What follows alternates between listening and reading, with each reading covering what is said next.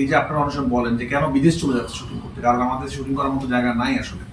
Kabirpur, Zia film, Zia Rahman film city বলে এটাকে, নামটা আমি জানি না কারেক্ট কিনা, এরকম কিছু নাম ছিল। তো এত বড় জায়গা কিন্তু কিছুই নেই, মরুভূমির মতো পড়ে আছে, জঙ্গল হয়ে আছে।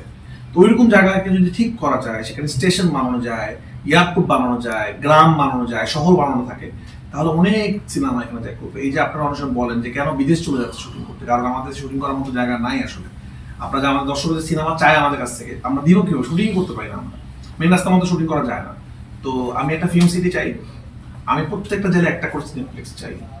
বিশ্বাস করেন, এইটা হলে আমাদের ইন্ডাস্ট্রি অটোমেটিকলি ভালো হবে। এটা অনেকে বলে না শুধু ঈদ কেন্দ্রিক সিনেমা কেন, আপনারা ঈদের বাইরে সিনেমা দেখতে যাবো, যশোর যাবে, কোথায় যাবে?